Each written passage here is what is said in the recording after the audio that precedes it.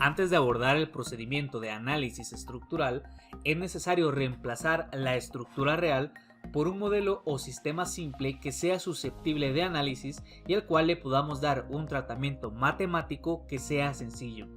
A este procedimiento de simplificación se le denomina idealización estructural y el modelo que se obtiene como resultado de ejecutar dicho procedimiento es el famoso modelo analítico resistente o simplemente modelo analítico.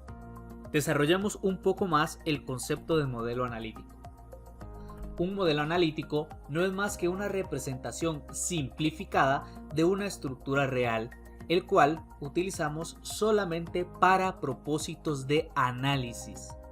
Su objetivo es reducir la complejidad que acompaña al problema, así como de conservar las características principales que influyen en el comportamiento de la estructura. El modelo analítico debe representar con la mayor precisión posible el comportamiento característico de la estructura que el proyectista está considerando.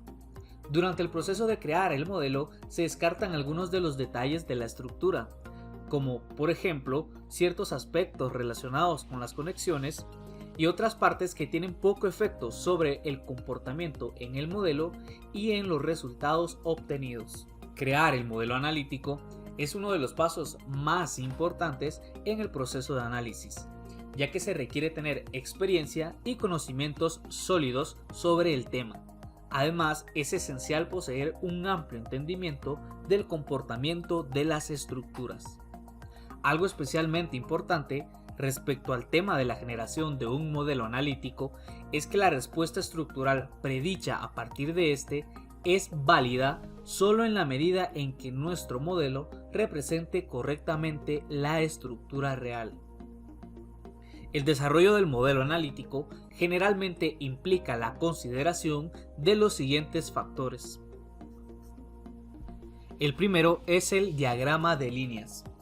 Como se dijo anteriormente, un modelo analítico tiene como objetivo representar una estructura de tal modo que se calcule de forma simple y con la mayor exactitud posible su respuesta ante las cargas que soportará.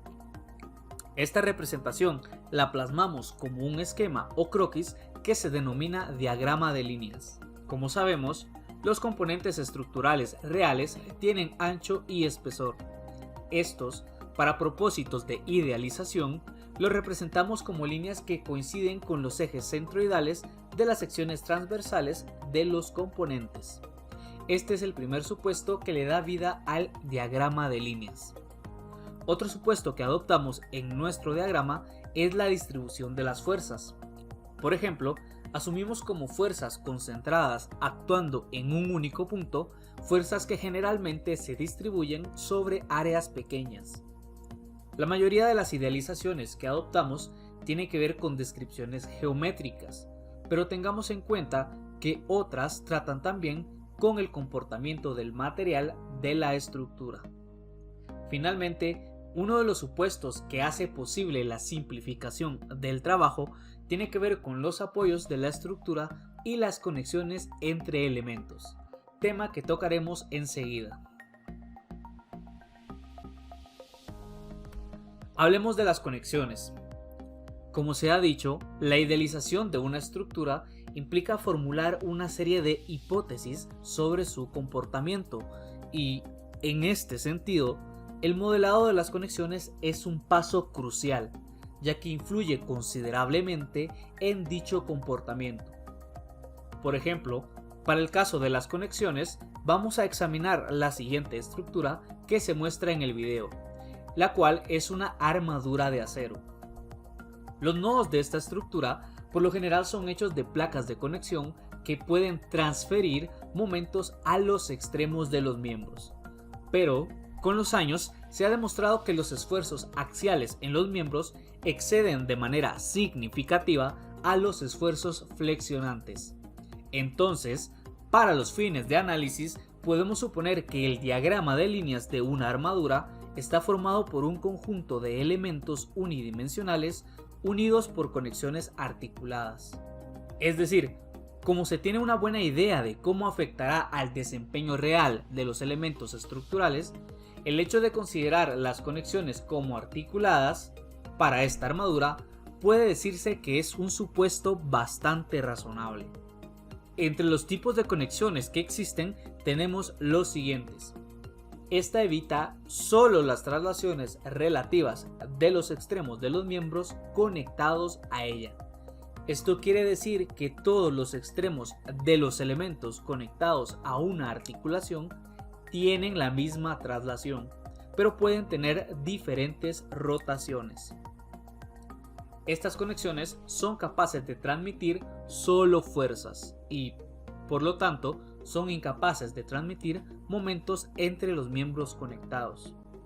Las conexiones articuladas son generalmente representadas por círculos pequeños en las intersecciones de los elementos en el diagrama de líneas de una estructura. Veamos ahora las conexiones rígidas.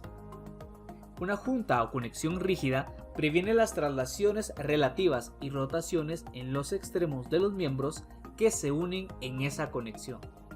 Esto quiere decir que todos los extremos de los elementos conectados a una junta rígida tienen las mismas traslaciones y también las mismas rotaciones.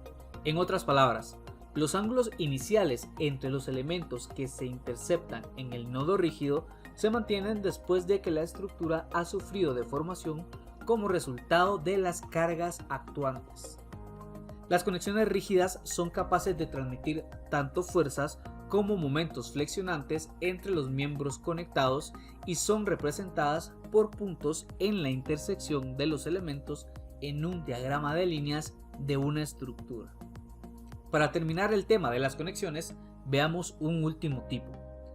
Si se quisieran modelar las conexiones de una estructura con un poco más de precisión y considerar que pueden exhibir cierta rigidez a la rotación, debido a la fricción y al comportamiento del material, sería apropiado un modelo como este de acá, que es una junta de resorte angular. Si el valor de la constante torsional K de este resorte es igual a 0, tenemos una conexión articulada. Si el valor de esta K tiende al infinito, tenemos una conexión rígida. Los apoyos o los soportes de la estructura son usados para fijar las estructuras al suelo o a otros cuerpos, de forma tal que restrinjan sus movimientos bajo la acción de cargas aplicadas. Cuando una estructura se somete a cargas, el efecto es que éstas tienden a moverla, pero los apoyos previenen los movimientos ejerciendo fuerzas opuestas. Estas fuerzas son llamadas reacciones y son las encargadas de neutralizar los efectos de las cargas, de modo que las reacciones mantengan la estructura en equilibrio. Entonces, ¿qué tipo de movimientos restringen y cuáles movimientos son permitidos en los soportes de una estructura dada? ¿Cómo sabemos qué tipo de reacciones ejercen los apoyos en una estructura determinada? Esto depende del tipo de soportes y lo veremos a continuación. Comencemos hablando de los apoyos simples.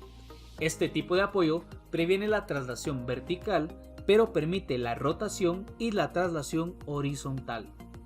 Por lo tanto, vamos a tener una reacción que actúa perpendicularmente a la superficie en el punto de contacto. El siguiente tipo de apoyo es la articulación o bisagra. Este tipo de soportes previenen tanto la traslación vertical como la horizontal, pero está permitida la rotación. Acá nos encontramos con dos reacciones que son dos componentes de fuerza, una vertical y una horizontal, o el equivalente que sería una fuerza en una dirección desconocida. Veamos ahora el apoyo fijo.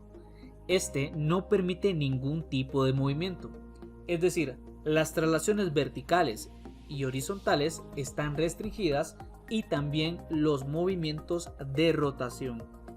Por lo tanto, las reacciones son el momento flexionante y las dos componentes de fuerza. Por último, veamos el deslizador. Este tipo de apoyo previene la traslación horizontal y la rotación, pero permite el movimiento de traslación vertical.